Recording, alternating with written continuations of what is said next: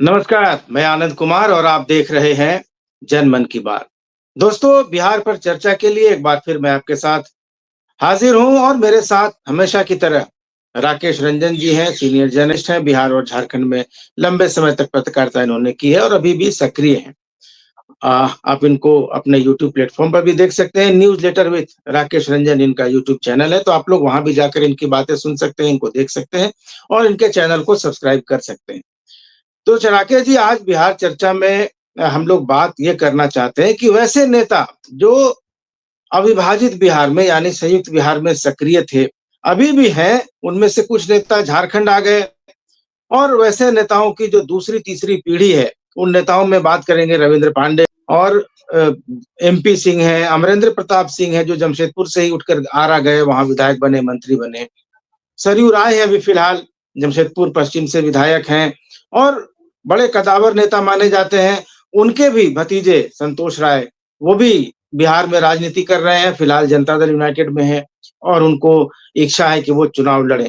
तो ऐसे नेताओं की जो बात चल रही है नीतीश कुमार के बेटे की भी चुनाव में आने की चर्चा हो रही है, अभी तक चुनाव में और चुनावी राजनीति से वे दूर थे।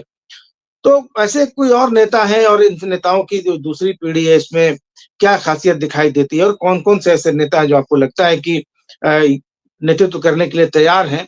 तो इस पर ज़रा हम लोगों को बताएँ।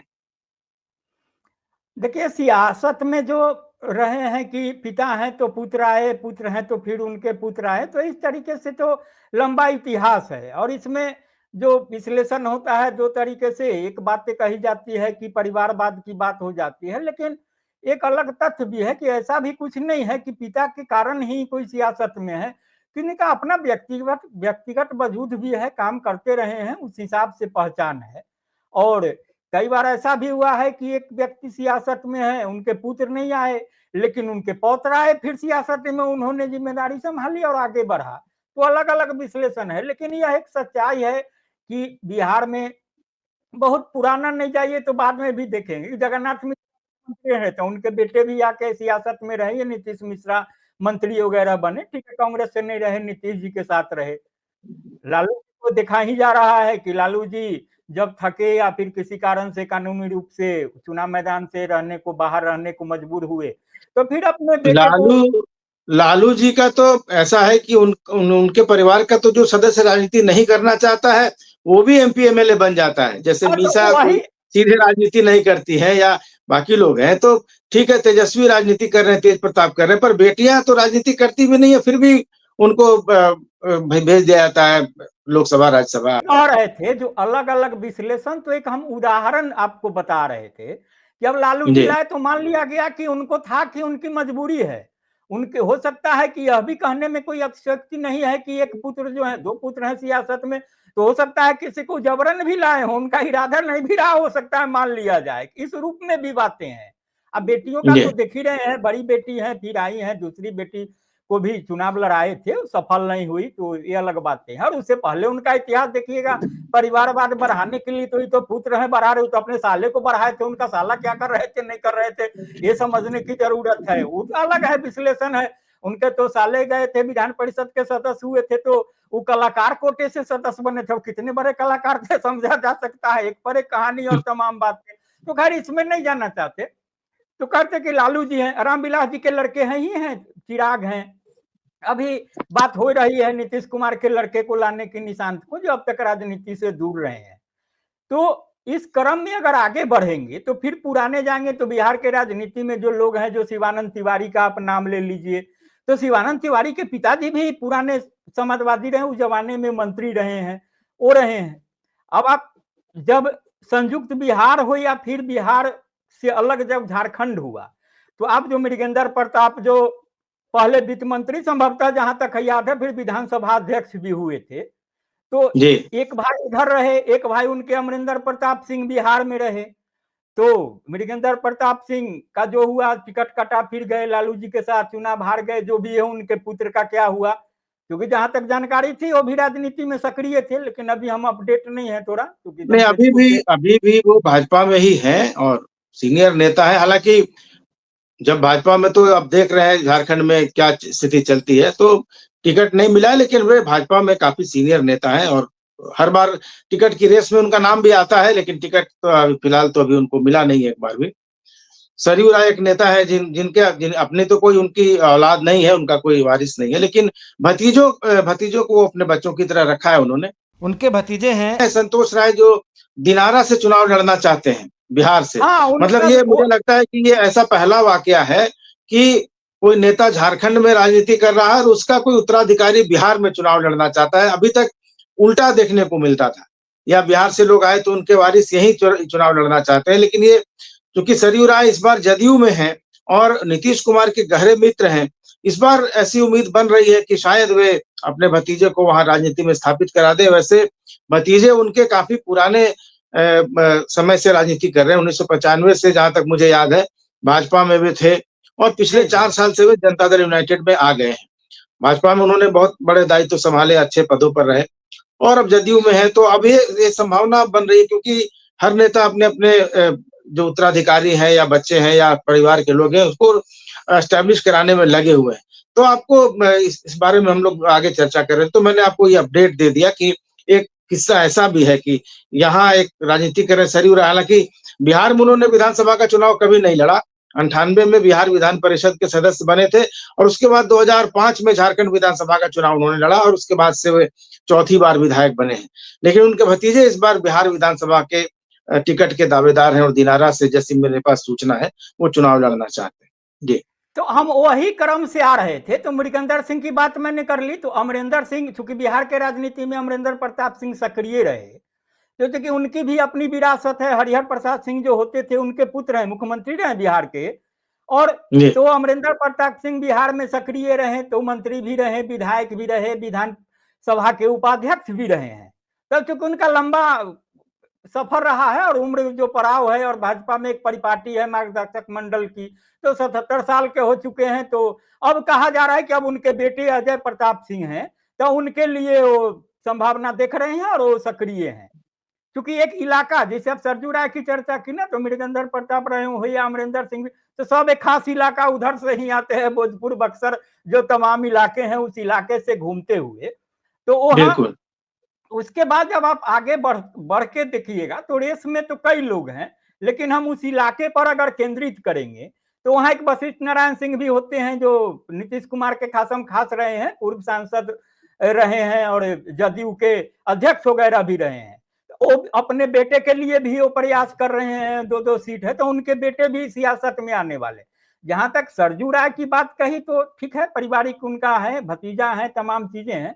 लेकिन राजनीति में जो सरजू राय के भतीजे की सक्रिय है, तो जैसे आपने कहा बिहार में भी काफी चर्चा है और पटना तक इस बात की चर्चा है, और खास करके भाजपा खेमे से भी। और चूंकि भाजपा खेमे में अभी नहीं है, वो जदयू के साथ हैं, वो वशिष्ठ नारायण सिंह ने ही उनको ज्वाइन करवाया था जदयू में।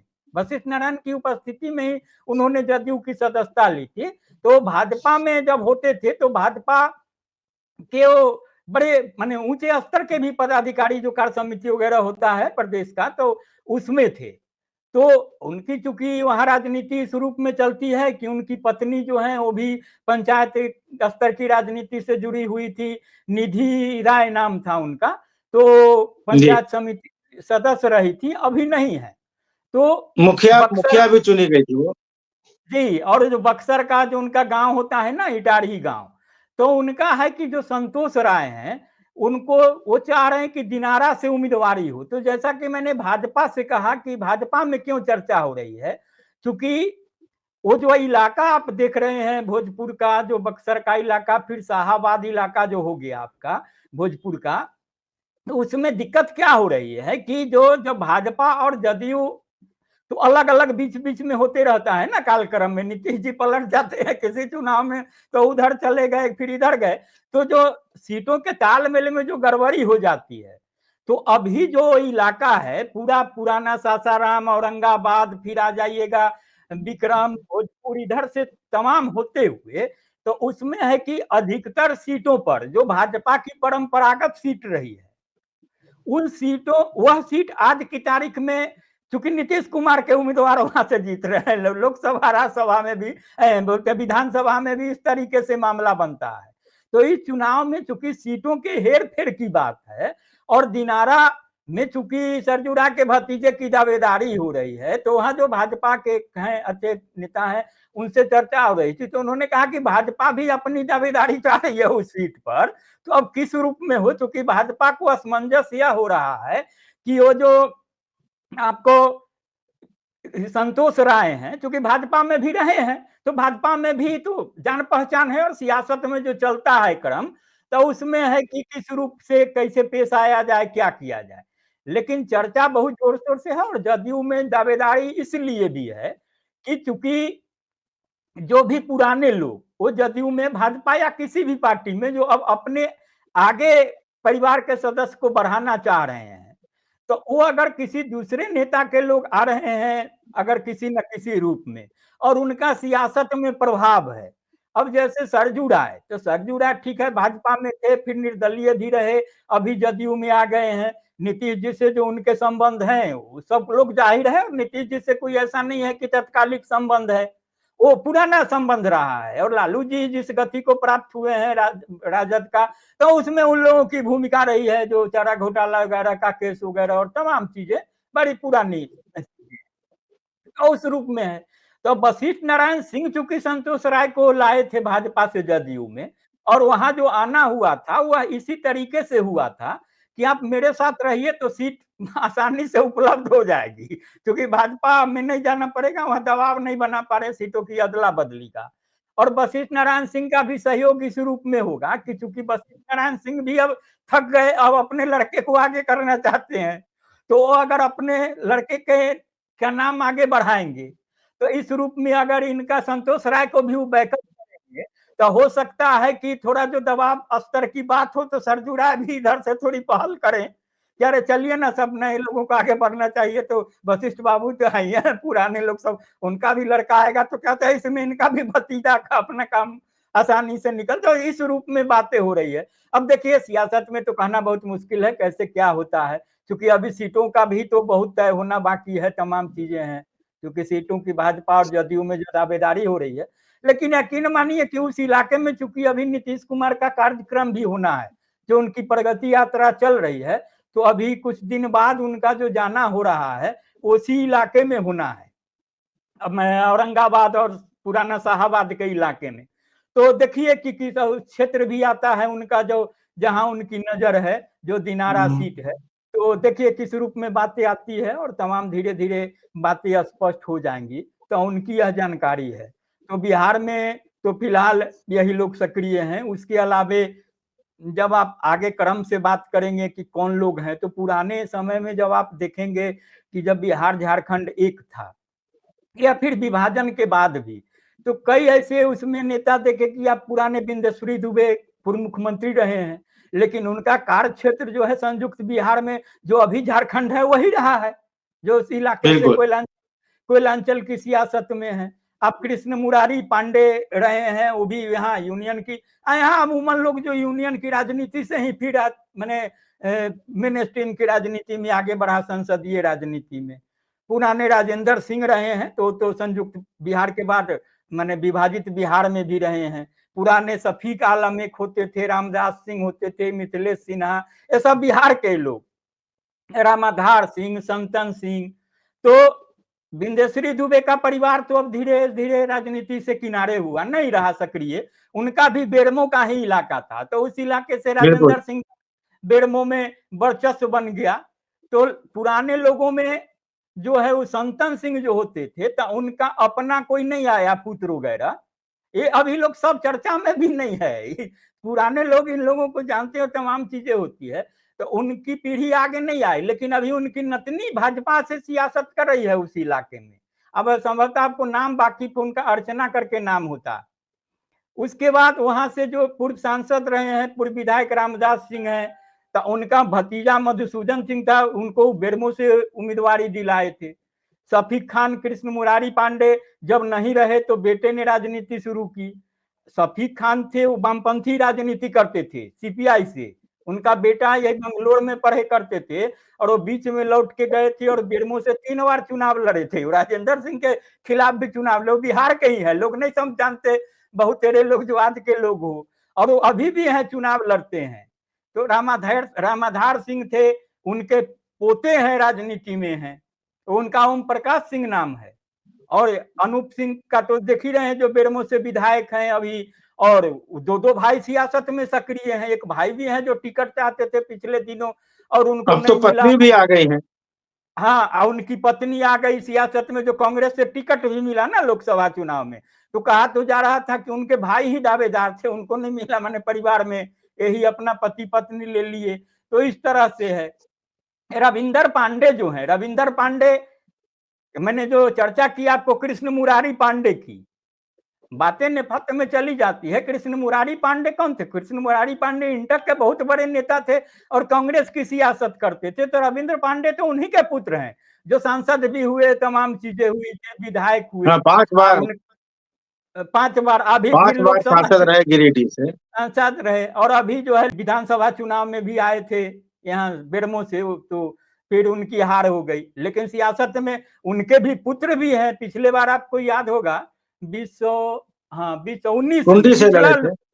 हाँ टुंडी से टुंडी से उनका विक्रम, 2019 का चुनाव में टिकट उनको मिला था। हाँ विक्रम, विक्रम पांडे करके नाम विक्रम है। पांडे। हाँ, रामराज सिंह जो थे तो उनके अपने नहीं है, बेटे हैं, लेकिन भतीजा हैं। वो मधुसूदन सिंह है, वो भी भाजपा से चुनाव लड़े थे। तो उनका बेटा भी है, राजेश सिंह है। तो इस तरीके से लंबी फेहरिस्त है बिहार के नेताओं का, जो अभी भी झारखंड में भी सक्रिय हैं, बिहार में भी सक्रिय हैं। और इस तरीके से परंपरा चल रही है, आगे बढ़ रही है। लेकिन नए रूप में, चूंकि अभी बिहार में चुनाव होने हैं, और जो मैंने अभी झारखंड में सक्रिय लोगों के नाम गिनाए, तो ये लोग बिहार में किन की तो दावेदारी सीधे तौर पर नहीं है। लेकिन सुखी सरजू राय अभी झारखंड की राजनीति में है, यहाँ जमे हुए हैं, और उनका भतीजा भी बिहार में है, सक्रिय हैं। और एक उम्मीद मानी जा रही है कि कहीं आ जाएं और सफल रहे तो फिर उनका भी एक नया उभार होगा, नई तरीके से पहचान बनेगी, तो फिर एक नई बात होगी और फिर लंबी यात्रा चलेगी। तो इस रूप में ज्यादा चर्चा है। और उसके अलावे तो फिर लंबी सूची है। तो ये जी, तो हम लोगों ने आज चर्चा कर ली कि जो संयुक्त बिहार के नेता थे और जिनके बच्चे आज इधर या उधर दोनों तरफ में कहीं राजनीति कर रहे हैं। प्रशांत किशोर को लेकर जनता दल यूनाइटेड काफी हमलावर है। कल फिर नीरज जो प्रवक्ता है उनका बयान आया था। उसके पहले नीरज पहले भी बयान जारी कर चुके थे, पोस्टर वोस्टर लहरा चुके थे। कल फिर उन्होंने कहा कि जांच कराई जानी चाहिए जो जनसुराज है और उसको जहां से फंडिंग आ रही है, जो एनजीओ है, जो जॉय ऑफ गिविंग फाउंडेशन है। तो इन सब को लेकर फिर हमलावर हुए और फिर कहा कि इसमें तो कहीं प्रशांत किशोर है ही नहीं, न जनसुराज में है, न जॉय ऑफ गिविंग में है। फिर ये जनसुराज के नेता और उसके जो है वो कैसे कहते हैं कि हमारी संस्था है, और वे कह रहे हैं कि इसकी जांच कराई जाएगी, जो इसमें फंडिंग आ रही है, जो इसमें लोग दान दे रहे हैं।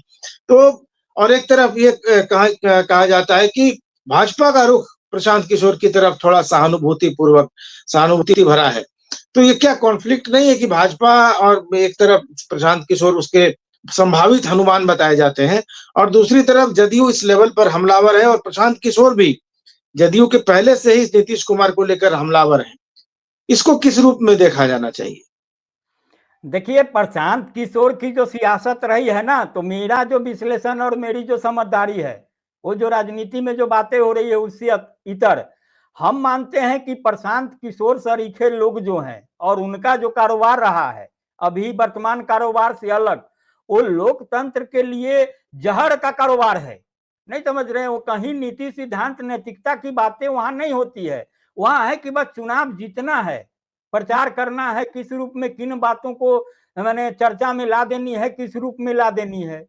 तो फिर वहां तो कोई नैतिकता की बात नहीं होती कि धन कहां से आ रहा है, कहां जा रहा है, और कहां नियम है, कायदा कानून है। लेकिन अब चूंकि अब वो आ गए हैं सीधे सियासत में, तो अब तो सवाल उठेंगे ना। अब आप आपके चुनाव के दायरे में है, तो आप पर तमाम नियम कानून भी प्रभावी होंगे। आप अगर पार्टी चला रहे हैं तो एक भारत में जो लोकतांत्रिक तरीका है उसमें क्या, आपको एक पार्टी बनाना है, पार्टी को रजिस्टर्ड करवाना है, जो फिर उसके चुनाव आयोग को जो मापदंड होंगे उनको, उनकी कसौटी पर आपको खड़ा होना है।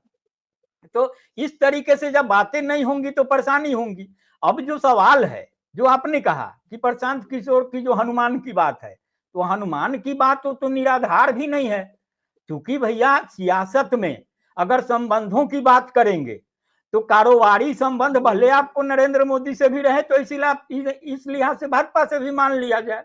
आपके ममता बनर्जी से भी रहे, केजरीवाल से भी तमाम चीजें रहे, लेकिन वह जो कारोबारी रिश्ता है वो अगर दीर्घजीवी बना तो नीतीश कुमार के साथ बना था, और जहां से आपको यह लगा होगा कि हमारे लिए कहीं और भी संभावनाएं हैं, वह इस रूप में कि नीतीश कुमार ने साथ रखा, उनको पार्टी से जोड़ा, पार्टी में अच्छे पद दिए, और कहा जाता है कि एक दौर में जो नीतीश कुमार से दूरी बढ़ी वह इसलिए भी बढ़ी कि नीतीश कुमार ने इन पर भरोसा किया और समझा कि माने हमारे विकल्प भी हो सकते हैं, हमारे साथ समानांतर ये हमारा काम देख सकते हैं, और इस रूप में छूट दी। और फिर इनकी महत्वाकांक्षा इतनी बढ़ी जगी कि वो नीतीश कुमार को ही असहज करने लगे। आज जो यह आरोप लग रहा है कि नीतीश कुमार के इर्द गिर्द 4 लोगों का जमावड़ा है, नीतीश कुमार की सरकार अधिकारी चला रहे हैं, तो उस समय तो यह भी बात हुई थी ना कि नीतीश कुमार के पास सिर्फ प्रशांत किशोर है, नीतीश कुमार ही प्रशांत किशोर ही सरकार चला रहे हैं।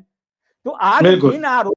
आज जिन आरोपों के साथ प्रशांत किशोर नीतीश कुमार पर हमलावर हैं, तो कभी वही हमला तो नीतीश कुमार प्रशांत किशोर के कारण झेलने को मजबूर हुए थे। और आज की तारीख में जो सियासत का रंग है, ढंग है, केजरीवाल भी कभी तो आप देखिए कि उनका उभार कैसे हुआ था और क्यों हुआ था, किस तरीके से हुआ था ना। आंदोलन में कौन कौन साथ नहीं था, सब लोग तो साथ ही थे, एक तमाम चेहरे हैं, भाजपा के लोग भी जुटे हुए थे। अभी तो देखे पिछले दिनों जब दिल्ली के चुनाव का परिणाम आया, तब सोशल मीडिया में देखो ये तमाम तस्वीरें भरी हुई है कि किस तरीके से एक वार्ता की मेज पर अडवाणी जी बैठे हुए, भाजपा के बड़े बड़े दिग्गज बैठे हुए हैं, वहां यहाँ केजरीवाल भी बैठे हुए हैं और रणनीति बन रही है। तो इस रूप में बातें हो रही थी, और वो आगे बढ़ के फिर भाजपा को धक्का देके आ गए, सियासत में जम गए, तो ठीक है, निपटना पड़ा। और पिछले चुनाव में नीतीश कुमार के खिलाफ जो काम किया था चिराग पासवान ने, और जिस तरीके से बातें हुई थी, तो आज के तारीख में कहा जा रहा है कि प्रशांत किशोर उस भूमिका में आ सकते हैं। तो जो हमलावर होने की बात है, तो हमलावर आदमी कब होता है? समान तौर पर तो कहा जाता है कि एक चींटी भी आपको काटने से तब तक परहेज करती है जब उसको लगता नहीं है कि आप उसको कुचल देंगे या कुछ करेंगे। तो ये तो सियासत है। तो अगर भाजपा हमलावर हो रही है प्रशांत किशोर पर, और पहले से सॉरी जदयू हमलावर हो रही है प्रशांत किशोर पर, और पहले से प्रशांत किशोर मोर्चा खोले हुए हैं सिर्फ नीतीश कुमार के कारण, और यह बता रहे हैं कि बिहार की बदहाली के लिए 32 साल से चल रहा है, तो लालू जी फिर नीतीश कुमार, तो दोनों छोटे भाई बड़े भाई ही जिम्मेदार हैं। और अगर प्रशांत किशोर यह कहना भूल जाते हैं कि भैया नीतीश कुमार 20 साल के मुख्यमंत्री हैं, तो उसमें अधिकाधिक किसके साथ हैं और किसके योगदान से हैं, तो क्या भाजपा की जिम्मेदारी बिहार में नहीं बनती है कि बिहार अगर नीतीश कुमार के नेतृत्व में पिछड़ा है, और प्रशांत किशोर की परिभाषा के हिसाब से दुनिया का सबसे गया फेलियर स्टेट है बिहार, वो जाके अमेरिका में पिछले दिनों भाषण दे रहे थे और सब कुछ कर रहे थे, तो उसके लिए भाजपा की जिम्मेदारी नहीं बनती है? प्रशांत किशोर, अभी खबर आ रही है कि जवाब भी उन्होंने दिया है, और पलटवार करते हुए दैनिक भास्कर की खबर है कि प्रशांत किशोर ने जदयू प्रवक्ता नीरज कुमार के आरोपों को खारिज करते हुए उन पर पलटवार किया है, और उन्होंने कहा कि जो लोग पूछ रहे हैं कि प्रशांत किशोर इतना पैसा कहाँ से ला रहे हैं, तो उन्होंने कहा कि मैंने कभी ठेकेदारी नहीं की है, न कभी विधायक सांसद बना है, और न ही मैं किसी सरकारी पद पर रहा हूँ, और न ही मैं आईएएस या आईपीएस रहा। मैं मेरे पास जो कुछ भी है वह मेरी बुद्धि और माँ सरस्वती की कृपा है, और हम सब जानते हैं कि जिस पर सरस्वती जी की कृपा होती है उस पर उसके पास लक्ष्मी जी अवश्य आ जाती हैं। हालाँकि हम लोगों के पास तो नहीं आई है, तो इसका मतलब ये मान लिया जाए कि हम लोगों पर सरस्वती जी की कृपा नहीं, नहीं है। देखिए एक और बहुत ये सारी जो बातें उन्होंने कही हैं, लेकिन मोटा-मोटी वही उनका कहना है कि भाई हमने जो कमाया अपनी बुद्धि से कमाया है, तो कोई हेरा-फेरी करके नहीं कमाया या कोई सरकारी पद का दुरुपयोग करके नहीं कमाया है। नहीं सर, तो जी, बातें देखिए, बातें फिर तो वही बातें हो गई ना, सवाल कहाँ है, आप जवाब क्या दे रहे हैं?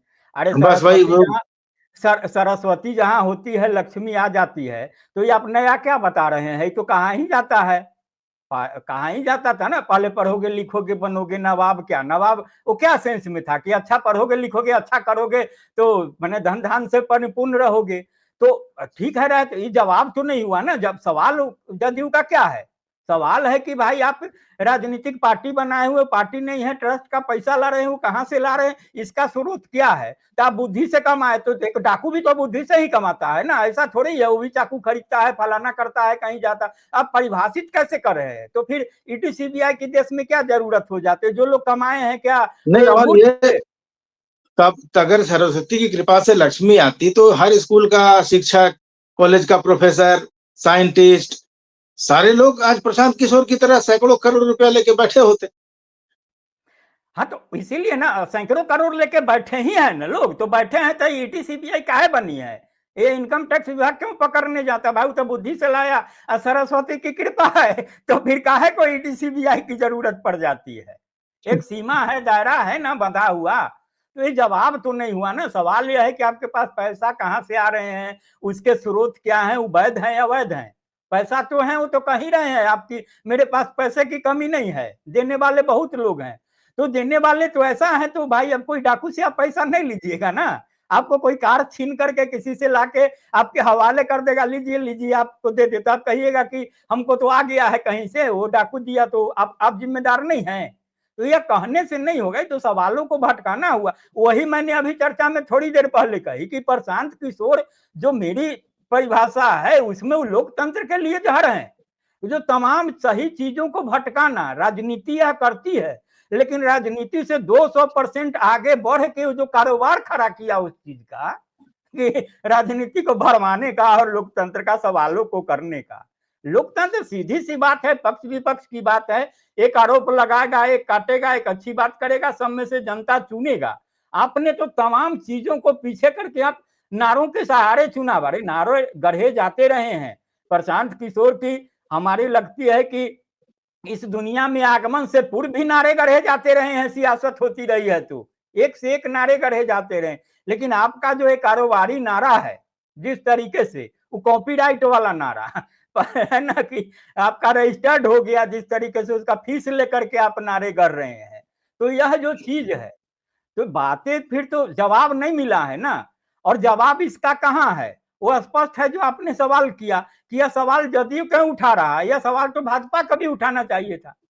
क्योंकि प्रशांत किशोर अगर सियासत में खड़े हैं और प्रशांत किशोर से भाजपा का कुछ लेना देना नहीं है, तो प्रशांत किशोर अगर नीतीश के दुश्मन है, तो फिर भाजपा और नीतीश तो दोस्त हैं, दोनों सियासत में हैं, तो नीतीश को हानि पहुंचेगी तो भाजपा की भी हानि मानी जाएगी। अगर नीतीश सत्ता से दूर हो जाते हैं तो भाई नीतीश साथी है, तो फिर तो कहीं ना कहीं फिर स्वार्थ की टकराहट है, और उस स्वार्थ में प्रशांत किशोर भाजपा के करीब हैं, इसलिए भाजपा चुप है। यही जाहिर सी बात है ना। और नहीं तो बिल्कुल। अगर सवाल है, और जदयू के सवालों से एक आम आदमी भी इत्तेफाक रखेगा, और राजनीति से अलग, वो ठीक है, आरोप प्रत्यारोप है, लेकिन जो सीधा सवाल है कि आपके धन के स्रोत गलत हैं, आप जो पार्टी चला रहे हैं उसमें जो कर रहे हैं वह तरीका गलत है, जो तय मानदंड है उसका उल्लंघन है, आरोप साफ है। नहीं तो आप सीधा जवाब दीजिए तो स्वाभाविक है। प्रशांत किशोर ने तो अभी बुद्धि और लक्ष्मी की बात की, तो यह नहीं तो भी कह सकते। भाजपा का जो ये रुख है, ये ऐसा तो है नहीं कि नीतीश कुमार को या जदयू को ये समझ में नहीं आ रहा है। क्योंकि जब तेजस्वी यादव नीतीश कुमार पर हमला करते हैं, तब तो भाजपा के जो वहाँ प्रदेश अध्यक्ष दिलीप जायसवाल तब तो प्रेस कॉन्फ्रेंस कर लेते हैं। लेकिन जब प्रशांत किशोर कुछ आरोप लगाते हैं तो भाजपा चुप लगा जाती है।